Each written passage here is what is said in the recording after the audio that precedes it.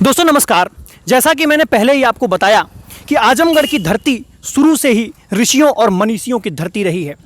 ऐसे में हम आज एक ऐसे ऋषि के आश्रम पर आए हैं जिनका जिक्र पुराणों में है। हम आजमगढ़ में तमसा और सिलनी नदियों के संगम पर स्थित हैं और यहाँ पर आए हैं और जो आश्रम चंद्रमा ऋषि ने बनाया है वो आश्रम आज किस तरह का दिखता है, कैसा स्वरूप है उस आश्रम का, आज हम उसको दिखाने की कोशिश करेंगे। चंद्रमा ऋषि वही ऋषि जो माता अनसुईया के पुत्र थे, जो अत्रि ऋषि के पुत्र थे, उनके पुत्र दुर्वासा ऋषि के भाई, दत्तात्रेय ऋषि के भाई चंद्रमा ऋषि, जिनका आश्रम मैं आज दिखाऊंगा और देखने की कोशिश करेंगे हम साथ मिलकर कि इनके आश्रम का स्वरूप आज किस तरह का दिखता है। ये देखिए आप मेरे पीछे, ये जो रास्ता जाता है, आप पीछे का रास्ता अगर आप देखें तो ये तहबरपुर को आजमगढ़ से कनेक्ट करने वाला रास्ता है और इसी रास्ते से इस तरफ जो रास्ता जाता है आप देखेंगे कि एक घने जंगल के बीच ये आश्रम बसा हुआ है और इसी आश्रम को हम देखेंगे और दिखाने की कोशिश करेंगे। तो अपने छायाकार से कहूँगा कि वो दूसरे बाइक पर स्थान लें और हम साथ मिलकर के चलते हैं और देखते हैं कि कैसा है आज चंद्रमा ऋषि का आश्रम। अगर आप पुराणों के वर्णन को देखें तो आपको पता चलेगा कि माता अनसुईया और अत्रि ऋषि के 3 पुत्र हुए, एक दुर्वासा ऋषि, दूसरे दत्तात्रेय और तीसरे चंद्रमा ऋषि। और आप एक मज़ेदार बात ये देखेंगे कि इन तीनों ऋषियों ने ही जो आश्रम बनाया वो एक ही नदी के तट पर अलग अलग संगम स्थलों पर बनाया। जैसे आप देखें कि दुर्वासा में तमसा और मंजूषा का संगम है जहाँ पर महर्षि दुर्वासा ने आश्रम बनाया था। वहीं आप देखें कि तमसा और कुंवर नदियों के संगम पर दत्तात्रेय ने आश्रम बनाया और सिलनी और तमसा नदी के संगम पर महर्षि चंद्रमा ने अपना आश्रम बनाया और उसी आश्रम पर आज हम आए हैं देखने के लिए। तो दोस्तों हम आश्रम के प्रांगण में आ चुके हैं। यहाँ पर देखें तो पर्यटन विभाग का बोर्ड लगा हुआ है, अध्यक्ष जिलाधिकारी हैं और यहाँ पर चंद्रमा ऋषि आश्रम की जानकारी दी गई है। ज़रा सा पास आकर के आप इसको दिखाइए। इस जानकारी में भी आप देखें तो लिखा है कि चंद्रमा ऋषि आश्रम आजमगढ़ मुख्यालय के पश्चिम भंवरनाथ से तहबरपुर मार्ग पर तमसा व सिलनी 2 नदी के संगम पर स्थित है। इधर से आप देखें, अभी मैं वो संगम स्थल भी आपको दिखाऊंगा कि कैसे तमसा नदी कहाँ से आती है और सिलनी नदी कैसे आकर के एक जगह मिलती है। वो संगम स्थल आश्रम के उस तरफ है, मैं आपको दिखाऊंगा वो चीज़। तो तमसा व सिलनी 2 नदी के संगम पर स्थित है। आप देखें कि महर्षि अत्रि व माता अनसुईया के 3 पुत्र थे। मैंने पहले ही आपको बताया, चंद्रमा ऋषि, दत्तात्रेय ऋषि और दुर्वासा ऋषि। दुर्वासा ऋषि का आश्रम फूलपुर 2 नदी तमसा और मंजूषा के संगम पर स्थित है। आप देखें कि ये तीनों भाई थे, चंद्रमा ऋषि, दत्तात्रेय ऋषि या दुर्वासा ऋषि। तीनों भाइयों ने जो अपना आश्रम बनाया एक ही नदी के किनारे पर 3 अलग अलग संगम स्थलों पर बनाया। दुर्वासा ऋषि का जो संगम स्थल दे रहा है, दुर्वासा ऋषि ने जो अपना आश्रम बनाया था वो तमसा और मंजूषा नदी के संगम पर बनाया था। जो निजामबाद में दत्तात्रेय ऋषि का आश्रम है, तो निजामबाद में जो दत्तात्रेय ने आश्रम बनाया अपना, वो तमसा और कुंवर नदी के संगम पर बनाया। और ये जो आश्रम है ये चंद्रमा ऋषि का आश्रम है और चंद्रमा ऋषि ने अपना आश्रम तमसा और सिलनी नदियों के संगम पर बनाया। संगम स्थल कहाँ है वो मैं आपको अभी दिखाऊंगा। आगे लिखा है कि महंत श्री 1008 श्री बुद्धगिरी नागा बाबा उनके पुजारी थे, जिनकी मृत्यु 15 अगस्त 1998 में चंद्रमा ऋषि के आश्रम में हो गई। 1998 में मेरा जन्म भी हुआ है, तो 15 अगस्त 1998 में चंद्रमा ऋषि आश्रम में हुई और इनकी समाधि चंद्रमा ऋषि आश्रम में ही बनी है। वो कहाँ पर बनी है हम देखने की कोशिश करेंगे, यहीं पर है। ये जानकारी आपको मिली और ये बोर्ड पर्यटन विभाग के द्वारा लगाया गया है, अध्यक्ष जिलाधिकारी हैं। आप ये पीछे देखें इलाका, तो ये इलाका ये जो रास्ता जाएगा ये पूरी तरह से वहाँ पर आश्रम की तरफ जाएगा। और मेरे पीछे जो इलाका आप देखें कि इस समय बरसात का समय है, तो ये पूरा इलाका आपको जलमग्न दिखेगा। जलमग्न क्यों है? क्योंकि सिलनी नदी अपने पूरे उफान पर है, तमसा नदी अपने पूरे उफान पर है, तो उन नदियों से पानी बढ़ करके ऊपर आकर के ये चारों तरफ फैल गया है। ये इलाका आप देखें पूरा जलमग्न है। और इस तरफ का इलाका भी अगर आप देखने की कोशिश करें मेरे पीछे, जहाँ पर हमें लगता है ये आप नया निर्माण आप देखेंगे यहाँ पर, और कुछ विकसित करने की कोशिश की गई थी। यहाँ पर जो लाइटें लगी हैं आप देखेंगे सोलर पैनल के साथ बहुत सारी लाइट लगी है और एक समतल इलाका पूरा बनाया गया है। देख कर के ऐसा लग रहा है कि ये बैठने उठने की जगह बनाई गई रही होगी, बरसात से पहले या जब इसमें पानी नहीं रहता होगा लोग यहाँ पर आकर बैठते उठते होंगे, लेकिन ये पूरा इलाका पानी से भर चुका है। आप सामने देखेंगे वो गोल घेरा वाला, उसको बाद में देखने की कोशिश करेंगे वो है क्या, लेकिन वो शौचालय जैसा कुछ प्रतीत हो रहा है, स्नान घर जैसा प्रतीत हो रहा है। ऊपर टंकी लगी हुई है, पानी की व्यवस्था है। और यहाँ पर आप देखें कि पूरा इलाका जलमग्न हो चुका है। इस तरफ अगर हम घूमकर देखते हैं तो यहाँ पर भगवान परशुराम का आपको मंदिर दिखेगा। भगवान परशुराम के बारे में भी जान लीजिए कि भगवान परशुराम एक व्यक्ति नहीं, एक दर्शन है, एक फिलॉसफी है भगवान परशुराम की। और ये मंदिर उन्हीं भगवान परशुराम का है। दिनकर ने जब लिखा कि मुख में वेद, पीठ पर तर्कस, कर में कठिन कुठार विमल, शाप और सर दोनों ही थे जिस महान ऋषि के संबल, तो जिस महान ऋषि के हाथ में शाप भी था और सर भी था, यानी कि शस्त्र का ज्ञान भी था और शास्त्रों का भी ज्ञान था।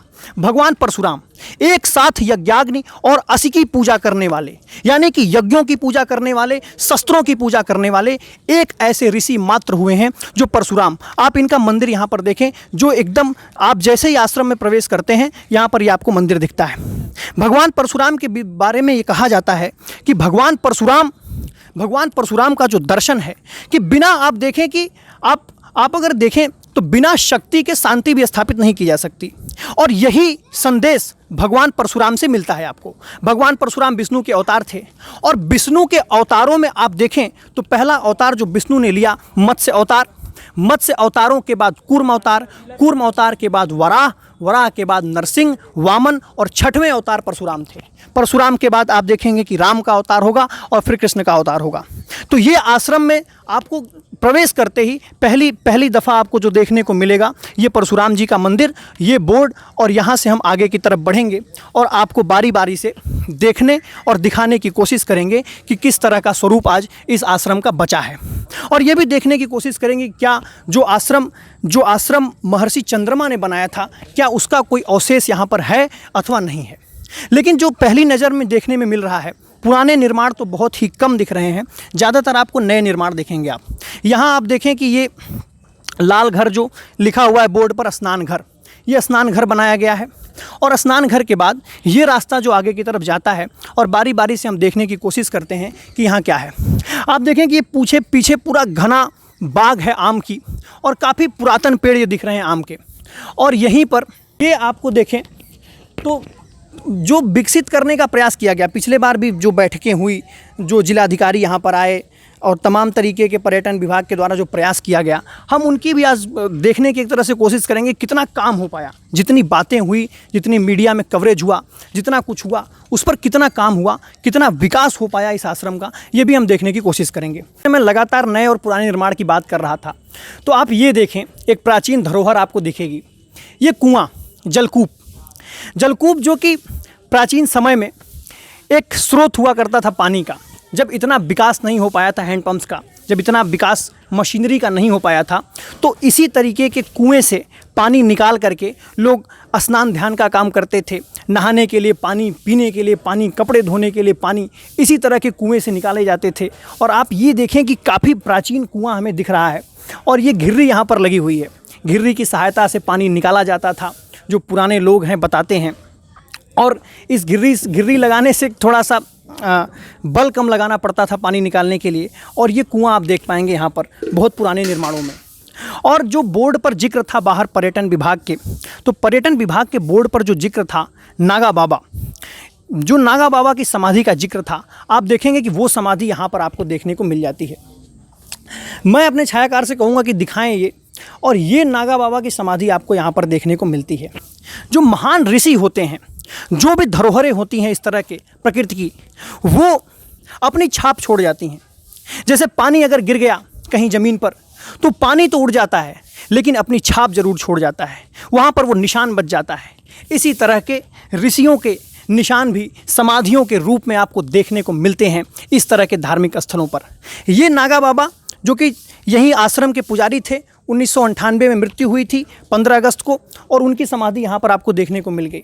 और जहाँ पर इधर हम आकर देखने की कोशिश करें तो यहाँ आपको दिखेगा चंद्रमा ऋषि का मंदिर। चंद्रमा ऋषि जिन्होंने यहाँ पर आश्रम को स्थापित किया था पहली बार, और उन्हीं ऋषि का मंदिर आपको यहाँ पर देखने को मिल जाएगा, चंद्रमा ऋषि का।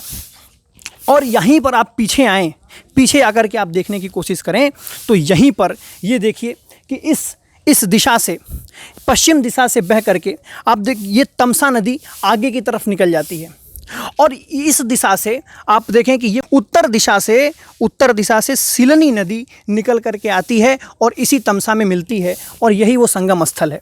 यहाँ से तमसा नदी बहते हुए पूरब दिशा में पूरा आगे निकल जाएगी और चूंकि इस नदी का पाट बड़ा है इसीलिए आगे इसका नाम तमसा ही पड़ेगा। और ये तमसा नदी से आकर के सिलनी नदी यहीं पर संगम स्थल जुड़ता है और यहीं पर प्राचीन ऋषि चंद्रमा ने अपना आश्रम स्थापित किया और ये मंदिर है। वहीं इस डायरेक्शन में देखें दूसरे दिशा में, तो दूसरे दिशा में आप देखें तो ये मंदिर आपको दिखेगा, विश्वनाथ मम नाथ पुरारी त्रिभुवन महिमा विदित तुम्हारी, भगवान शंकर का मंदिर आपको यहाँ पर देखने को मिलेगा।